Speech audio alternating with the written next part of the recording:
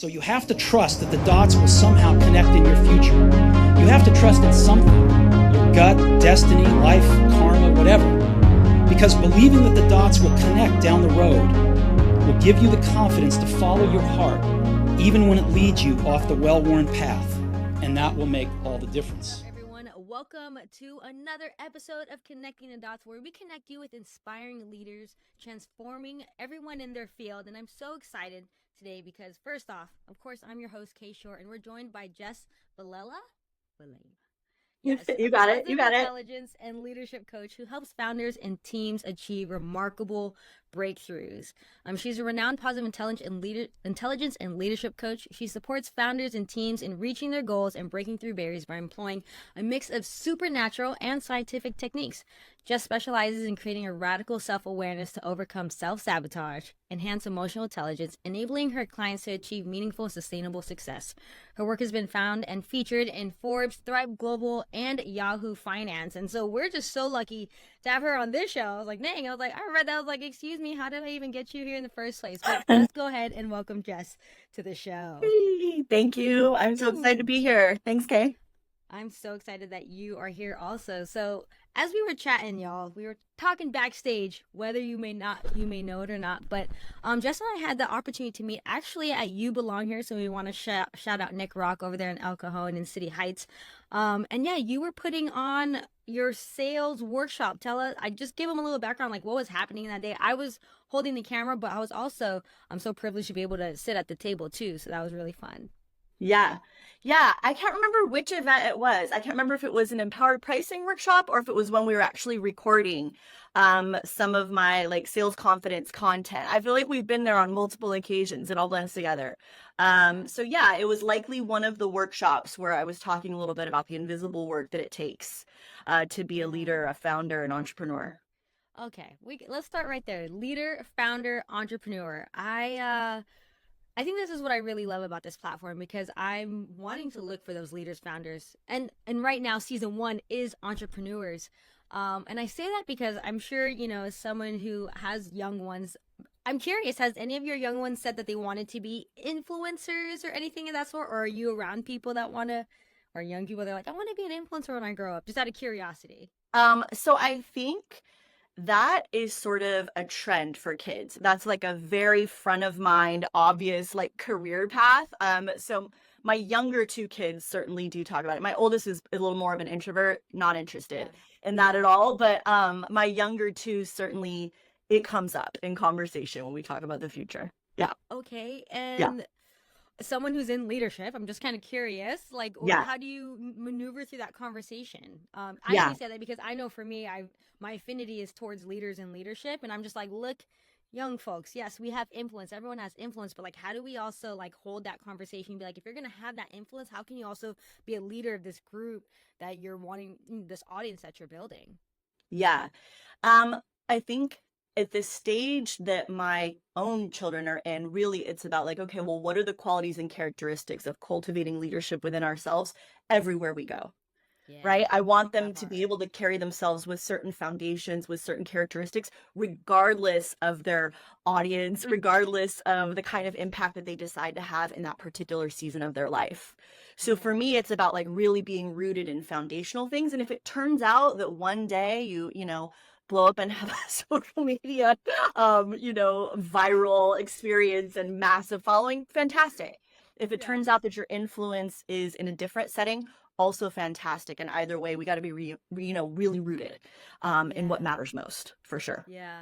I heard a little bit of laughter, and you're like thinking about your young people being like, if they were influencers, you're kind of laughing in the background, like, oh my gosh, if that were to be the case, hopefully that exactly what you're talking about, these values are being instilled in them. And so I'm curious for yourself, tell us more about your background in terms of the values that have been instilled in you. And have you always been a leader, or was that something that was cultivated later on in life? I'm kind of just curious. I want to meet you on the playground, Jess. I was like, yeah, we may be a little bit different age, but let's meet on the playground still. You could be this cool 6th grader and I could be a kindergartner. I'll still play you at tetherball. What's good? So let's still play.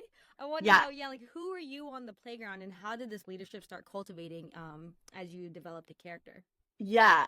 what a like really cool and big question. Okay. So if we like bounce all the way back to little Jess, young baby Jess on the playground, you know, I've always had sort of tendencies towards like being interested in like rallying people around a cause or rallying people in competition or like playing the sports, doing the thing, you know, the kind of little girl that back in the olden days, I won't say what decades because that would like really give away my age, but back in the olden days we'd be like, oh my gosh, she's bossy, like what, you know. And nowadays we understand like, no, she's a leader, she's a boss, like she has ideas, she's connected to a big picture vision. So I think I've always had some of those sort of tendencies as a kid, but then when I made the leap into sort of my corporate experience, I really got some like fertile ground for growing actual skills. And I've always geeked out about professional development and like learning those skills and learning how to lead teams and support people well and like really connect people's individual missions to big picture missions. So I've really always loved that kind of stuff. And as soon as I finished school and started working, I like really dove headfirst into like cultivating those habits, skills, and building the tools that it takes. Yeah. Yeah. And I love, first off, I love that you're trying to fast forward, but I want you to know that you're on my show and we don't fast forward because that's not connecting the dots. That's, you know what I mean? Like, you got to connect the dots for us. You have to imagine our younger selves are watching this. And so there is a little girl, there is a little person on the Yeah. playground who is being called bossy. You know what I Yeah. mean? And that can be a little isolating sometimes, you know, I'm Yeah. sure, because no one likes to be bossed around. So tell us a little bit more about, okay, so that person rallying folks on the playground. Yeah. And I was probably on your side. I was probably sidekicking it for you, and I'd be like, hey, Jess says that we have to come over here. I don't know why, Yeah. but she wants us to come over here. I Yeah. want to be on her good side because I want to get some good grades. I don't know what it is, but we should all go over here. Okay, great. So like connect us to middle school. Like what was that? Yeah. What was that like for you? What did you start getting involved in? Because I want, again, young people to be able to be like, if this is just as someone that I look up to, would want to be a guide one day, want to learn how to do this, like, is there some path that I can follow so I can start cultivating these skills and these habits sooner? And I say that because we were just, you know, backstage talking about like what it means to develop this self-awareness sooner in life than later, especially in a world that is telling our young people to be everything else besides themselves. So if we can start connecting the dots and leaving some breadcrumbs for them, that'd be nice too. Yeah. So yeah. No, absolutely. I think honestly, the learning that has the kind of depth that you just pointed to did come for me later, because initially it was connected to, you know, being a good student, getting the good grades, doing what you're supposed to do. Right. So for me, it was like, okay, these are the things that get rewarded. These are the things that get attention. These are the things that are praised and worthy. Right. And so it was all about pursuing those things. It's like, oh, okay, if I am, you know, the leader of this club, if I'm the captain of this team, if I do these things, then everyone's giving me the pat on the back. Okay, yes, more. Right. So it's like that honestly was the dynamic for me as a kid and even coming up through high school. And then it was like, you need to get into a good school and all that stuff better be on your resume, right? And so ultimately, if I'm being honest, like that was my focus. It was like, I've got these goals and I've got to achieve these things to get there.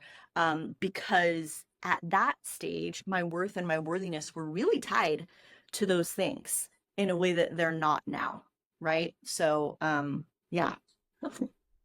Does that, I know that does that come from having a half Filipino background? Yeah. So, you know, being from immigrant families, so I have a Mexican family and Filipino family, you know, achievement's important, right? Yeah. Making something of the dream that people sacrificed to set you up for is important. And that's very deeply rooted in our experience so many times. And although that can fuel some really good things, I think it can also really overtake our sense of self and our ability to root into self-trust and self-awareness and true self-knowledge. So I think for me, it was like, yeah, it started with that. And that kind of catapulted me into some really cool things through college and through, you know, corporate life. But there was just kind of a lot missing underneath that I've had to like backfill and reparent, like we talked about earlier, in order to go forward in what I'm doing now. Yeah. Yeah.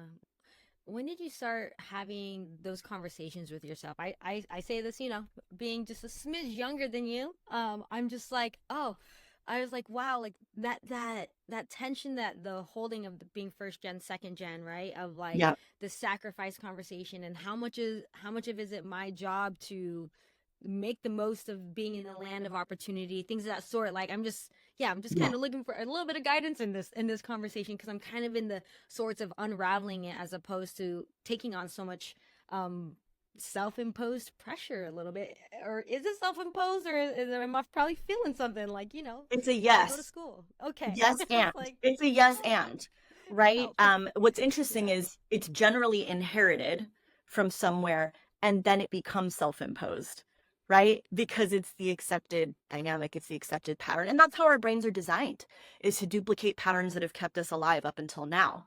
And if up until now, proving ourselves to others has worked, the brain's like, hey, stick with what we got, right? Just keep it rolling. Um, and so without some real and true support. I mean, for me, like having actual therapy, exploring, and being willing to say, I need to be willing to know what I don't know. It's very hard to ask questions about things that you have no context for. And so seeking support around those things, seeking context, looking to connecting yourself to people like you're doing right now, who have a frame of reference for, hey, I broke out of that bubble. Hey, I broke out of it. Here are some of the things that I've seen and found on the other side. And here's, like you said earlier, the breadcrumbs to like the path to that. So it's been really a process over time, I would say, and being patient with Yeah. yourself in that Yeah. process. I'm gonna ask you this because I know that you've done a lot of the work. Yeah. What are the, and we're talking about value, we were still talking about values, and I'm still kind of setting on the foundations part. And I say this again because I think a lot of folks in this audience are going to come from immigrant families. Yeah. And so we talk about the breadcrumbs. I'm curious, what is the dough? What is the dough, like the good values that come from being first and second gen and coming from immigrant families that have been great for our survival and also Sure. are thriving. And then, but on the other side, I'm curious of the crummy part that has also come with that we might Yeah. need to pay more attention to as we continue to grow and develop as leaders.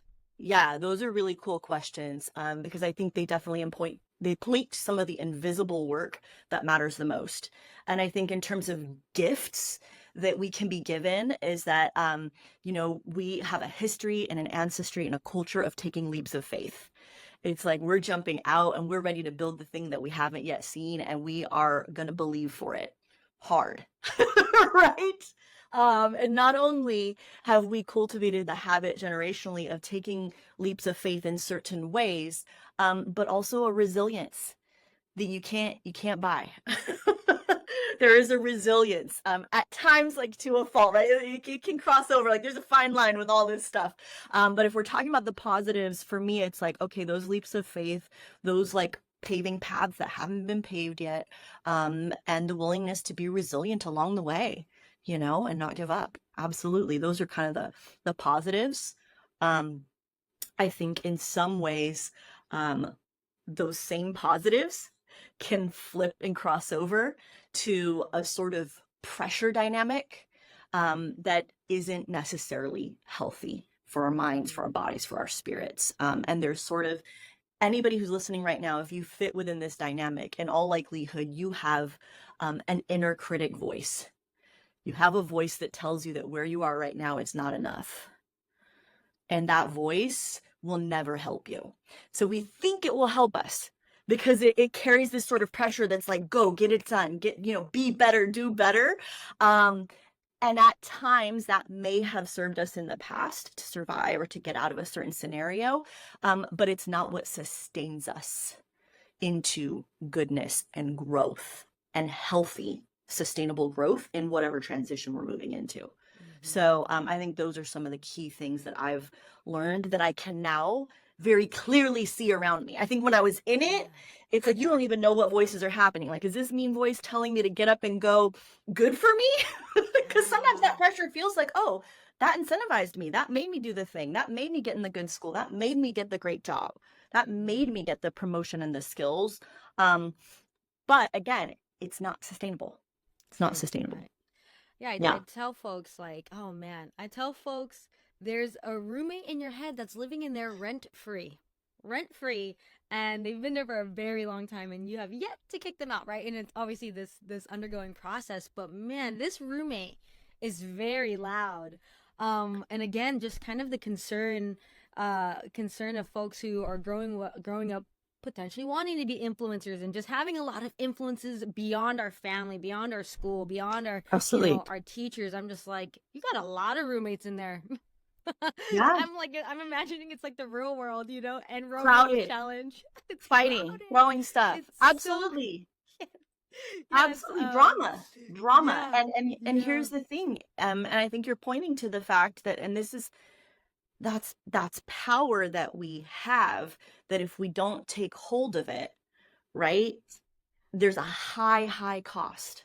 There is a very Mm, high mental and emotional cost to not taking hold of those inner voices and that self-sabotage, right? There's power that we have in grabbing hold of those, and our brains were designed to be able to do that. This is the cool part, and this is where I start to nerd out. Our yeah. brains were designed to be able to shift and to build up the muscles on the other part of our brain that lead to Mm. creativity, that lead to problem solving, that don't sound like that mean voice in your head, those bad roommates that create a lot of stress and drama. There's a lot of roommates in there. I have this one sticky note, and I got it randomly. I was working my first 9 to 5. I lasted only 6 months, but I had one interaction. It was at a co-working space, ironically. But it was one interaction. This gentleman was like picking up paperwork, and he said, "Amongst all the voices in your head, listen to the voice of love. That is the voice of God." Amen. And around, I was like, I just wrote down a sticky note. I was like, there's a lot of voices in there. You know what I mean? It's like if Yeah. there's anything that could cut through, it's that one. And so I'm curious. Give us a little bit. I know you want to share a little bit of background of being in the sales and things of that sort, and being a single mom, and then I'm sure there's a moment. What I'm hearing is like there's that moment you're like, oh, there's roommates in here that Yeah. has gotten me this far. Yeah. And then you started transitioning into being a successful coach and a leader, and teaching what you've been learning through sales and things of that sort. So like give us that little context, and not even little, it's a big one. It's a big leap. It's the leap, it's the Yeah. faith, it's the resilience part of what we've Yeah. gathered. So fast Yeah. forward a little bit for us and give us the good stuff, as you always do anyways. Yeah. So I think one of the things that really led to a lot of my success in my sort of like corporate background and kind of propelled me into opportunities to lead large numbers of people, to train and teach large numbers of people, which is where I really began to get the skills needed to do what I do now, was that I was able to understand that your mindset is equally, if not more important than your skill set, right? You can have multiple people with the same skill set, the same training, and get completely and vastly different results. And the reason is what they're focused on. The reason is their motivation. The reason is how they're approaching it, right? And that's something that I learned by being in sales, by being in training, by running big teams, was that getting to the heart of what's invisible and what people are focused on that's the real lever to pull. Now in corporate, you're pulling that lever because you want better performance, you want better results, you want better margins and all that good stuff. But when you really start to dive deeply in it, that's what cultivates something within you that makes what you're doing matter, that gives you actual real and true impact, no matter how many people you're influencing. It could be just the people you happen to work with, if you have a team, whatever it is. Like, we're all leaders in a way. We just don't always grab hold of that leadership, right? But you can do it if you understand, let me investigate my mindset. So for me, that probably came a few years into my corporate experience. I actually got a phone call one day that forced me to articulate it.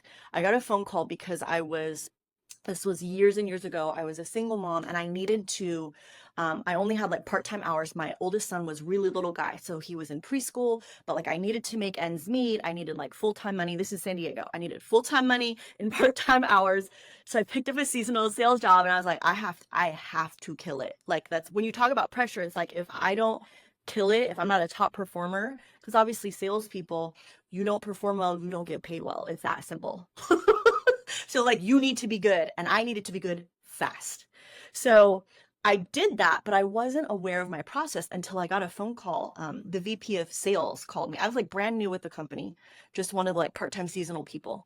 And she called me and I'm like, oh, this is weird. Like, why is she calling me?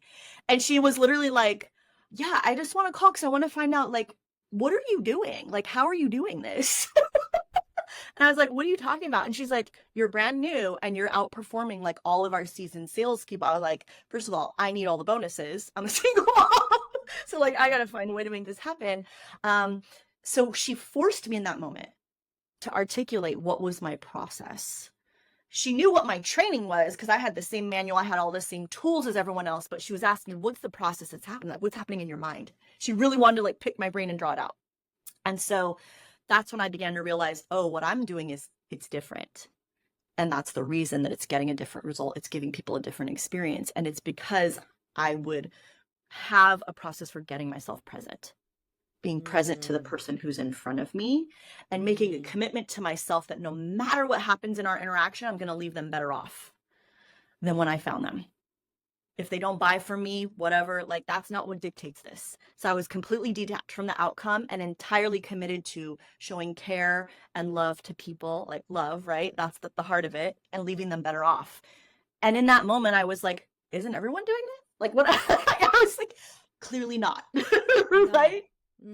And that is really where it dawned on me. Okay, there's something here that I'm understanding and that I'm practicing, I'm building, and I'm cultivating that actually really does inform a different experience, whether you're in a corporate setting or, you know, you're running your own business or you're figuring out how to move through the world in any way.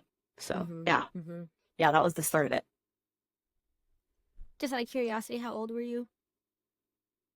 Oh my gosh. Hey, time questions. I want to say, I want to say at this time, late 20s, probably late 20s, because I had some, like I'd finished school. I had some like a little bit of corporate background here and there, but I had stopped working to stay home with my son. Right. And then once I separated from my ex, I was like, uh-oh, got to get back out there and start making some money again. Right. And so that's where kind of I re-entered the corporate experience and had to sort of reinvent what that looked like in a really creative way, because I also needed to make myself available to my son. I wanted to be a stay-at-home mom and I needed a working mom income. Yeah, that part. Yeah. I mean, I just want to give perspective again because I'm sure whoever may be watching, and we're going to talk about entrepreneurship, but it's a sexy word. It has a lot of different definitions. Sales is in that. You know what I mean? So I think it's so important to see perspective. Like, I think there's this one book I came across and it says, like, successful people after 35. You know what I mean? Like, we just need more stories of just like, look, like it's not gonna happen instantaneously, and especially if you just have a following, like, you know. And if you're gonna do that, how do we build some skills and some character, and what you're even saying, the mindset beyond all this? And so, so when this VP of person and sounds really important corporate ladder stuff came to you, and you realized, oh my goodness, like I'm doing something different. There's two directions I want to go in, but trust and believe I'm going to find my way to both. I'm curious if has faith always played a part of your life? You know what I mean? And I say that again, you know, we're kind of moving in where things are a little murky right now. You know, it's really easy to follow the crowd and be like, maybe I should be asking more questions, which he loves and appreciates. But yeah, I'm just curious because you did approach sales differently. And I also just want to give the opportunity. I'm thinking of folks who may be watching this in the future, may still feel icky about sales, but like again, how did this VP of somebody important like notice that you were doing it differently? And I'm curious if those two go hand in hand somehow. 100%. 100%. I think for a good deal of my life, maybe I couldn't articulate how, or I wasn't sure how, but I've always had a sense that, you know, I am connected and founded by a higher power and something larger than myself. Again, I haven't always had a clear sense of like exactly what that looks like and what does it mean. And there have been so many ways that I've explored. I'm like, that doesn't resonate. No thanks, not that, right? Like I've had all those experiences, like so many people have, but absolutely that is a significant part of it, is that invisible power that I tap into in order to be steadfast. Because otherwise, it's all hustle and it's all muscle. And again, you can push and hustle. You can get some places. But at this stage, I'm old enough to know that's not sustainable by your own effort and your own energy and your own power. It's not sustainable over time. Yeah. Mm-hmm. Would you mind sharing with us if you have a spiritual practice? I only say that because I was reading my daily devotional today and I was talking. What's been really resonating for me lately is to cover my day with him. You know what I mean? Yeah. And being like, I'm not even gonna put on my day clothes yet until I cover myself with him. You know what I mean? Like that's who I'm gonna cover myself with first, and then I'll put on my day clothes. You know, so I'm just curious about Yeah. the spiritual practice, especially again, being just the journey you've had so far, and I'm sure you've only gotten more busier. A couple more kids came along the way. We got, there's another partner in the way. There's Yeah. then entrepreneurship. So yeah, how are you staying 100%. steadfast amongst all this? Yeah, I think it evolves and different stages look differently, but it's always been a core part of who I am and how I operate. For me, my like prayer life, my conversation life, is just constant. Like I'm like throughout the day, if I don't start off like, okay, what do we have going on today? What do you have in mind today? What are your ideas? Because I don't have the best ideas for today, right? It's like defaulting to trusting that all of these things that I see in front of me are conspiring for my good because I am loved and I am worthy and I am chosen and all that good stuff. And I don't have all the answers. And thank goodness I don't need to, right? Because I trust in the one who does, and I'm in constant conversation with him. So, I know that's like kind of a loosey goosey answer, but that's the reality. Yeah. It's a lot of prayer, it's constant conversation, and it's moments of like just coming back. Like when I feel myself, if I'm starting to spiral, if things are starting to get too big or too heavy, it's like, okay, let me like reground myself in some of the truth that keeps me focused, that keeps me steadfast, and that reminds me what my perspective is, and that it's bigger than just what's in front of me. I'm curious because right now there's a lot of conversation about like self-sabotage, right? This imposter syndrome. I'm ready to call it out. I'm talking to an older sister. I'm just like, yo, like sis, we got some crazy words coming out, right now. A lot of identity mucky stuff, but I know the work that you do, talking about the positive intelligence, like I said, going through that. How did that come about, and how is that supporting the people that you're working with? But I mean, also in a bigger conversation in terms of like you said you lead sales teams, and a lot of people. So you've seen a lot of avatars, and you can recognize patterns because our brains do that. So yeah, just like give us a little bit more of like what you're seeing in the world right now, and how are you combating that through the work that you're doing? Yeah.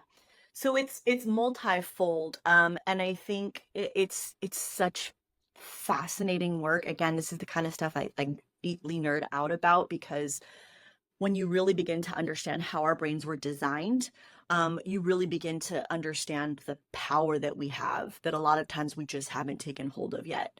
So anyone who is overthinking, anyone who's questioning themselves, anyone who feels stuck and overwhelmed and just paralyzed and all that stuff, it's rampant. It's everywhere. It's everywhere. No one is immune, right?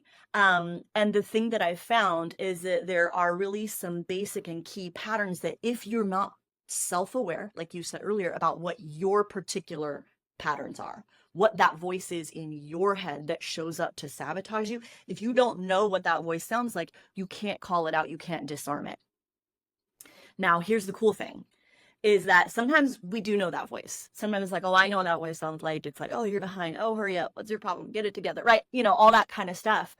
But then it triggers this cycle of guilt and shame that we have that. That's one of the reasons that I just don't love imposter syndrome, because it's like, it has this connotation like, oh, here we are. You've got something. You've got this. You've got a problem. You're a problem. Right. Like you better fix this. What did you do? Right. And it's like, no. The way that we feel, especially first and second gen, especially as like women of color, especially all of those categories and intersections, we bear this undue heavy burden of the voices of society, of culture, of family, of religion, of all of these things that lay this heavy burden of guilt and shame and say, see, you're the problem. You got to be better. You got to work harder. And that's lies. That's lies. right? And in order to disarm that, we need to understand that these voices, number one, didn't come from us. They didn't come from us. They were implanted in us. They were taught to us. They were given to us by large groups, by small individuals, perhaps even by well-meaning people who love you the most. Fair enough, right? Just doing their best with what they had. But although they're not our fault, they are our opportunity to take hold of. We do have the ability and the power to take command over these voices and not have them guide our actions. And this is not about gaslighting ourselves. This is not about pretending we're not afraid or we don't have fears or getting rid of our emotions. It's not about any of that. It's understanding how to metabolize them in a way that's healthy, where we can do the thing afraid. We can see the fear and say, oh, that's natural. I'm stepping into something new that's unknown. My brain's trying to protect me and say, hey, we don't know this place. This could be dangerous. Okay, brain. Thanks. Thanks for helping. I'm not about to die by taking the leap into entrepreneurship. I'm not about to die by going into this, new arena, new avenue, whatever it is. And once we understand that, everything opens up. Everything opens up. I think most people don't realize how much self-sabotage they're engaged in because of exactly what I've just described. And once they do, crazy things happen. Like crazy breakthroughs happen. They happen. Without striving, without grasping, without digging for them, without, pushing and fighting, which is what sort of the old school advice is always. Or the whole like fake it till you make it. Like, no, like we don't need to do any of that. So yeah, hopefully that describes it in a nutshell for you. Yes, it does. But of course, I yet to have another question. But I say this, maybe we can double team up on this, because I actually have this piece of paper on my wall where I had a friend, he just got his doctorates, and we went to school together, and I'm like, go ahead, brother, you just keep going. I'll see you on the other side. But he shared with me maybe a couple years ago, instead of imposter syndrome, imposter phenomenon. And really it could just be a language switch. And so I'm looking at the paper right now, just to give a little context for folks. So much so I say this because I had an interview recently, and I was just like, I'm just not interviews recently, and that word keep coming up, and I'm like, yeah, like that's not what we're cultivating here. You know what I mean? Like we are cultivating, the phenomenon in us. And so it says it's our greatest advantage. And so just some examples, it says that voice, that roommate in our head says, I'm not good enough. And then instead it says, actually, I'm never done learning. So it's like that reframe, and exactly what you're working on. Another one I can read, it says, oh, I doubt myself. Well, the reframe, I'm excited to prove myself wrong. Just again, that flip of the switch. And so I'm curious, I would remiss if I don't go back just a little bit. Talking about entrepreneurship, making that leap, from sales to coaching or whatever the case may be. Tell us a little bit about that time, maybe the voices in your head, and more even acutely, because we need to give them something tangible. Like, what work were you doing in that part to undo and possibly, as much as possible, kick out this roommate at least for 24 hours or something before you're about to make this leap, and still having, the responsibility of this little one who's probably like 7 at this point. I don't know. Give us some context. Yeah. It's interesting because I had been working for a while and sort of like working my way up the corporate ladder, and like getting to the stage where I was like training lots of people, leading lots of people, having big teams, that kind of stuff. And so I was like checking all the boxes that were on my list. That little girl who was like, you get into a good college, you get a good job, you work your way up. I was like, okay, I'm doing it. Check, check, check, check, check. Right.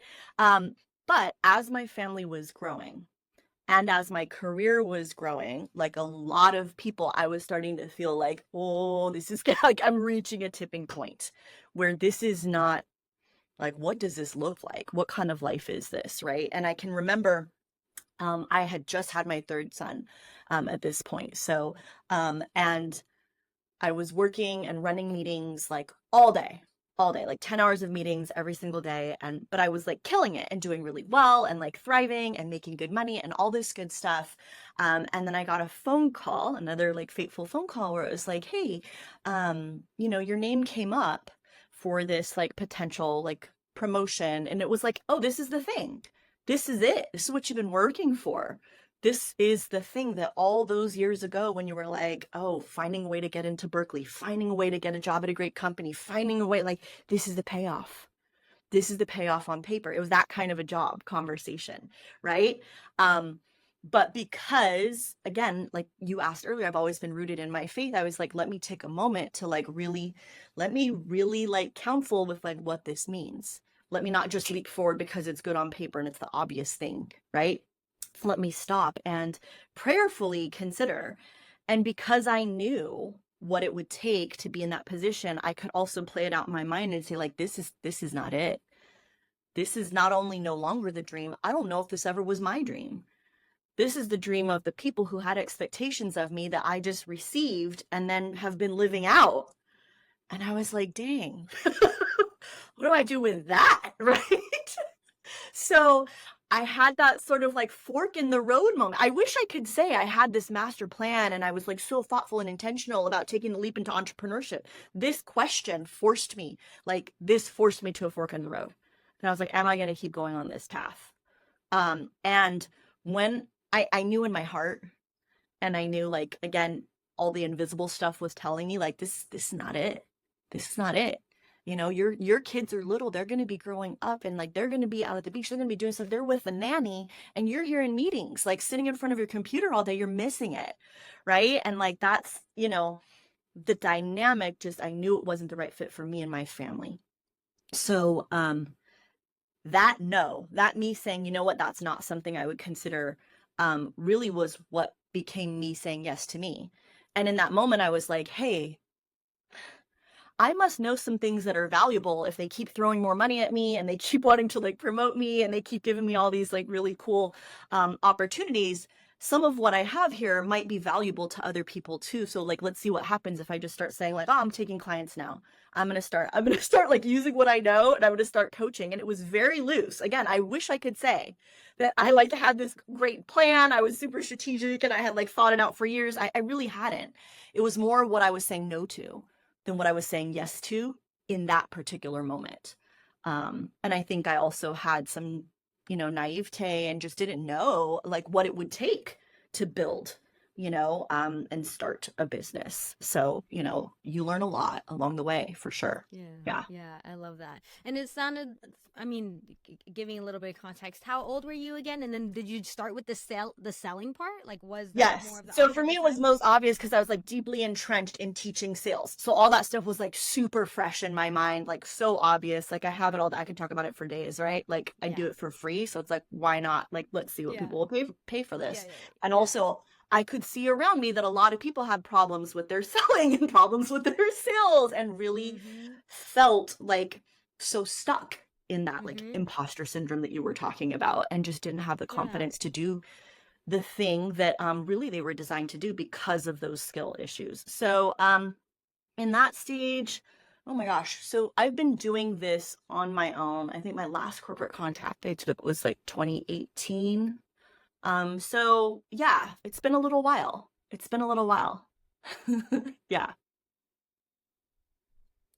Oh, hold on. Why don't you give us, just since we're moving, because like I said, we talked about you're moving in positive intelligence. I'm curious as to why we're moving in that direction. What were you observing? But just to kind of put a little bow around selling in general, just so we can help people with the reframe for those who are in sales, people who Yeah. are moving into entrepreneurship, aka me. Actually, can you just give me a reframe? I'm just asking myself, can you give me a reframe on sales as I'm in Yeah. pursuit of Yeah. entrepreneurship? But along with everyone else who's also watching and listening too. Absolutely. Absolutely. Um, Here's the thing. I think sometimes we think of sales as sort of this separate thing. Like it's like the big bad wolf of business. It's like, oh, I love my business. I love the work I do, but it's just like, oh no, but sales over here, it's like a necessary evil, right?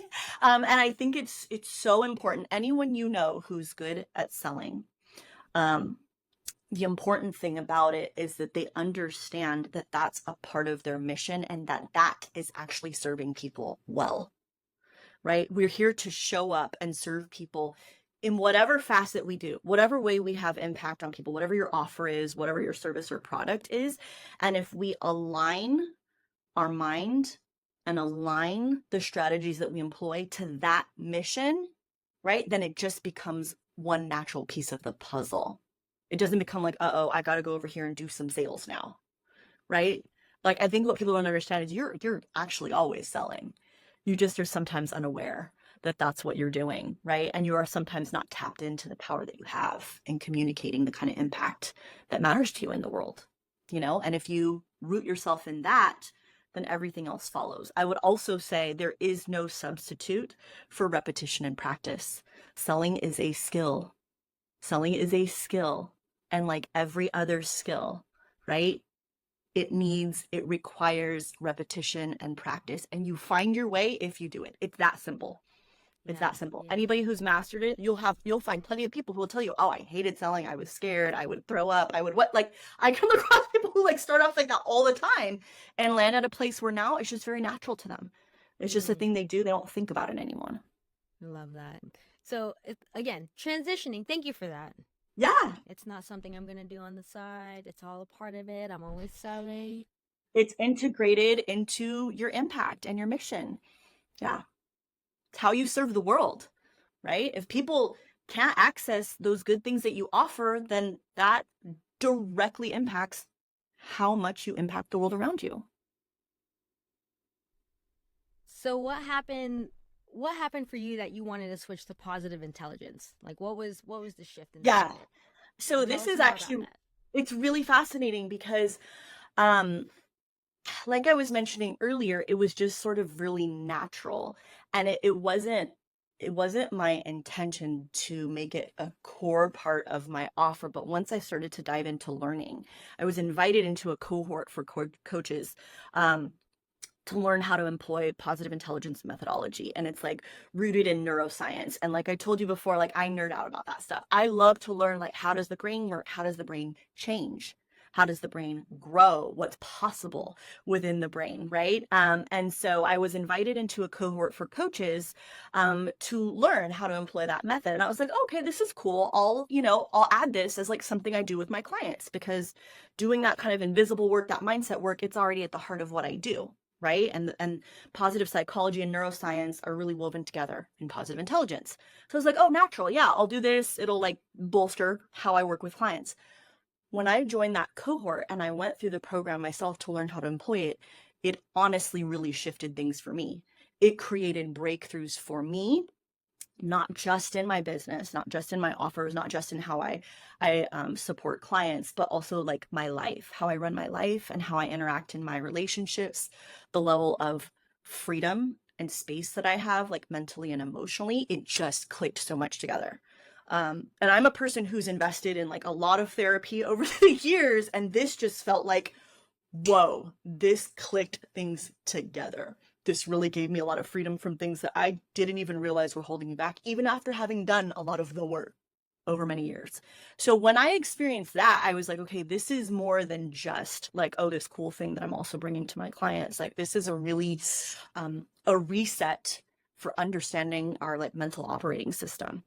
And it's really cool because I already had clients that I was working with before I started adding this into my work. And then I began taking on clients who also had like the positive intelligence method going with the coaching. And I could see side by side the difference. They were both getting results, but one was doing a lot less heavy lifting. One was doing it with a lot less mental and emotional load. And like that was cool. It was all like its own little science experiment that I got to do like unintentionally. And I was like, whoa, this is epic. So ever since then, I've just been using it with clients, and it is so fascinating. Like I get to like sit in meetings with clients and just like watch breakthroughs just blow their mind, not just about their work, but like about their family relationships that have been in a certain dynamic for, 30 years a certain way. And all of a sudden they got an aha moment. All of a sudden they got free from a pattern that they didn't know was there. It is bananas, and it's so much fun. So now I integrate it honestly in everything I do. I really do, even in my like parenting. Yeah. I love that. Okay, well, you'd be over here leaving all kinds of breadcrumbs. Can you leave one breadcrumb for us for when it comes to the mindset and the positive intelligence that we can actually take some action on? Yeah, absolutely. So, and this is the good news is that this is accessible to everyone. Having radical self-awareness and being willing to understand yourself based upon your history, based upon your patterns and whatnot, um, really opens up so much power for you. So if you're not already in process with exploring that, I would encourage you to prioritize it. It's very easy to get a big old to-do list that's like, oh, I got to get this certificate. I got to do these things. I got to do my website. I got to do blah, blah, blah, on and on, right? And all those things are fine. But if I were to say, like, what is the most important thing? Number one is like, let's address these invisible things that absolutely will have bearing when you get to the real challenges of whatever next stage you're coming into. So exploring that, I actually have a free assessment that I give for people even who aren't, don't end up working with me, so that okay, what does my inner critic sound like? So that from now on, when that voice shows up, hold on, I know who you are, right? Yeah. I can say, no, not today. No, thank you. Right? So I would say exploring that, if you haven't already done some of that work yet, is step one to whatever big goals you're about to tackle next. Absolutely. Okay, perfect. I was all like, you gotta give me something tangible. You just said, Yeah. start your radical self-awareness journey. I was like, first off, what does that even mean? So tangible, let's go to Jess's website and Yes. go through that free assessment, no matter Yeah. what we're gonna do, And Yeah. okay, perfect. Thank you for that. Because I was like, how am I gonna do that? How am I gonna tell a 12-year-old to start with radical self-awareness right now? At least I have a printout now. Okay, perfect. No, and that stage, imagine like knowing all of this stuff when you're young, like, oh, like if I had that kind of knowledge at that stage, if I'm thinking back to college, if I'm thinking back to high school, man, I'm gonna save myself a lot of nonsense. I'm gonna save myself a lot of nonsense. It's okay. It's all a part of like the story, it's all brought me to where I am today. But like if I can, give people who are coming after me, give my own kids, give other people's kids, some insight that will help them take power over their lives. Like, man, that changes and shifts every moment. That helps them go after goals that really matter to them, Yeah. Jess, what is your current collaborative vision right now? Collaborative with the one. So I'm just curious. Yeah, what is the vision in your heart that he's put in there that we are working towards? Oh my goodness. You ask such good and big questions, Kay. I think my heart right now, I've just been really blown away by how much has been coming to me, if that makes sense. Like my heart is to do what I do and speak truth and life and encourage people in deep ways. But what I've noticed is I'm having this opportunity again and again and again where other people are building that, right? They're creating a framework for that, and I get to support it. I get to be some like rocket fuel in that, and in that, like everything I'm doing has also been growing and blowing up. So it's been just this really beautiful collaboration, and I feel like I'm just so expectant and excited about what that next season and next stage looks like, even though I don't have the exact details on that yet. It just keeps growing and growing and growing. And people like you keep coming to me and saying like, hey, I've got this community. I've got this platform. I've got this group. I can tell that what you're saying is needed by my community, by my people. Would you speak into them? And I'm like, yeah, let's go. And that just keeps happening more and more and more. So I am open to a bigger vision than what I can come up with for myself. That's what this season looks like. Yeah. I love that. I love that because I mean exactly what we've been talking about, this kind of anticipation in a good way, this excitement, but this surrendering of like, but like Yeah. I'm here for it. Yeah. Yeah. Yeah. Absolutely. No, because I've been in the seasons of like, okay, let me make the plan, let me have the strategy, and I can do the math. Like obviously I pay attention to conversion and numbers and stuff, but it's like, yeah. I want to go bigger than that. I want to be outside of that. You know what I mean? Yeah. And so that's kind of the season that I'm in right now, and it's so fun. It's also so scary too, right? Because it's fluid. And for a person like me who likes to be a planner and likes to know what the strategy looks like and what the schedule looks like, Yeah. I really have to encourage that little piece in me all the time. Like, but again and again, my mind is blown. Just breakthrough on breakthrough on breakthrough. Yeah. Oh, sounds fun. Sounds Yeah. so fun. Yes. Just to wrap up with two more questions and then of course where they can find you is what advice would you give to aspiring entrepreneurs? Yeah. I would say to not create unnecessary pressure on yourself. I think so much of the pressure that we experience as entrepreneurs is not only undue, it's unnecessary, but it's also one of those things that can actually ultimately hold us back. And it can become the breaking point for being able to sustain the thing that you're building and sustain your growth. So like an example would be sometimes we don't think about, okay, how am I going to be well supported as I move into this stage, whether that's financially, right? If I just like take the leap and I have no plan or anything, there's going to come a point where that stress begins to seep into my business. Can my business really, my baby business, really bear the weight of all that financial pressure yet? Is it ready yet? Right? And not shaming ourselves if we need to do other things in order to support that or meet financial needs. So that's one example I see a lot of. And then also really having patience with the process. It's a process. A business grows and evolves and has a life and a dynamic and a momentum of its own. So dancing with that is a process, and being patient and gracious with yourself is key for sure. And my last question is, what is your definition of an entrepreneur? I feel like we've seen some definitions in the past, but it seems to be evolving at this point in time. So what is your definition? Oh my goodness. Okay. So for me, it's like anyone who is putting out there their goods or services, and they're, exchanging value with people in the marketplace. Really. And that can look like so many things. There are so many ways that people can, bring services and value to the world, and exchange that back and generate something sustainable that grows, right? And if it's a business, then that's profit. If it's nonprofit, obviously, then that's different. But those are pieces of that puzzle strategically. Yeah. Yeah, I love that. I love that. Yes, I love that you kept it so simple too, because sometimes it could be really this big old thing, and then it can be just like, hey, this is what it is. You have something to offer.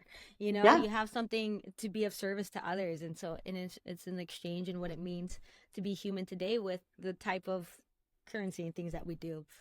And there are different stages and seasons, and it's important we honor that and value that. I see so many people discounting the value of their entrepreneurship journey because they're in those beginning stages. And they're like, oh, I've only sold a few $100s. I only sold a few $1,000s. Oh, I didn't make $1 million yet. I didn't make 6 figures like everybody on Instagram. Like, you know what I mean? All that kind of stuff. Like, entrepreneurship has many seasons and stages, absolutely. Yeah, I love that. Jess, thank you so much for being here. I so much appreciate you. Again, just like, older sister, I'm just like, look, I don't know what I'm doing. I need some help. Thank you for all that you shared. There's been so many nuggets, so many breadcrumbs, the dough and the crummy ones that you shared. And so where can we find you, and where can we work with you if we're ready to be guided by you? Absolutely. So my website can lead you to that free assessment that I was talking about earlier. I also do a mini session so that you can take action on it. Information is only as valuable as you can act on it, right? So jesscoaches.com, easy peasy. You can also find me on Instagram. I'm like a real life human in my DMs. I interact with people there. I'm not an influencer. There are no bots inside of my stuff. So if you want to connect with me, if you got a question about something I've said today, feel free to reach out. I'll truly and really respond to you and support you and point you in the direction of resources if I can't support you myself. Absolutely. I love that. All right, y'all. Today we've had the privilege of learning from Jess. Again, Jess, thank you so much, and just sharing your journey, and of course the innovative coaching techniques that you're bringing to the work that you're doing. And again, the importance of just remembering to cultivate positive intelligence, starting sooner than later. That radical self-awareness, y'all. I'm starting to see a pattern that it needs to happen now. Right now. Absolutely. Overcoming the self-sabotage and this imposter syndrome. And gosh, we'll talk about other episodes about the language, but it's important for us to do that so we can achieve the breakthroughs that matter most to us. So thank you all so much for watching another episode of Connecting the Dots. Don't forget to subscribe for more inspiring episodes and leaders right here in this corner of the internet. And make sure to join us next time as we continue to connect the dots with leaders and visionaries who are making a difference. And until then, keep striving for your next breakthrough and embracing your potential. Trust that the dots will somehow connect in your future. You have to trust in something, your gut, destiny, life, karma, whatever. Because believing that the dots will connect down the road will give you the confidence to follow your heart, even when it leads you off the well-worn path. And that will make all the difference.